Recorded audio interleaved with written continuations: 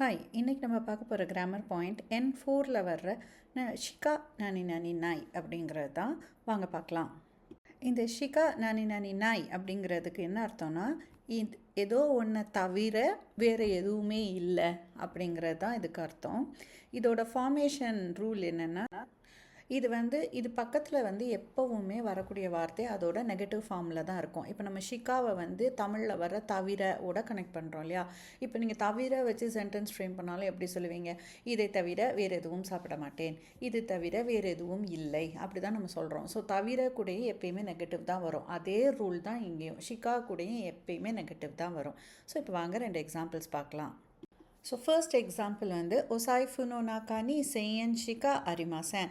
சாய்ஃபுனா purse, நாக்கானா உள்ள. So பர்ஸுக்குள்ளே 1000 yen தவிர இல்லை அப்படின்னு சொல்கிறாங்க.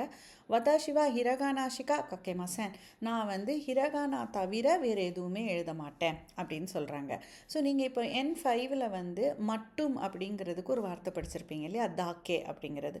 ஸோ இந்த ஷிகாக்கும் தாக்கேக்கும் என்ன வித்தியாசம் அப்படின்னு பார்த்தீங்கன்னா, இதே சென்டென்ஸை நம்ம தாக்கே யூஸ் பண்ணி இதே அர்த்தம் கொடுக்குற மாதிரி ஃப்ரேம் பண்ண முடியும். இப்போ ஃபர்ஸ்ட் என்ன பார்த்தோம்? ஓ சாய்ஃபுனோ நாக்கானி செய்யன் ஷிகா அரிமாசன்னா, என்னோட பர்ஸுக்குள்ளே 1000 yen தவிர இல்லைன்னு சொல்கிறோம். அதே சென்டென்ஸை ஓ சாய்ஃபுனோ நாக்கானி செய்யன் தக்கே அரிமாசன்னா, என்னோட பர்ஸுக்குள்ளே 1000 yen தான் இருக்குது அப்படின்னு வரும். ஸோ அதனால் தான் கூட எப்பயுமே பாசிட்டிவ் தான் வரும். அதே மாதிரி இங்கேயும் தக்கே கூட பாசிட்டிவில் தான் வரும், ஷிகா கூட நெகட்டிவில் வரும். இந்த ரெண்டையும் நீங்கள் கண்டிப்பாக ஞாபகத்தில் வச்சுக்கணும்.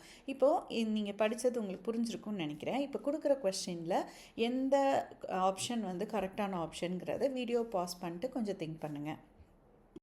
இதில் இம்ப்ளை பண்ண வேண்டிய அர்த்தம் நான் ஜாப்பனீஸ் மட்டும் தான் படிக்கிறேன் அப்படிங்கிற அர்த்தம் நமக்கு வரணும். இதில் இந்த 3 சென்டென்ஸில் எது கரெக்டாக இருக்குன்னு பாருங்கள்.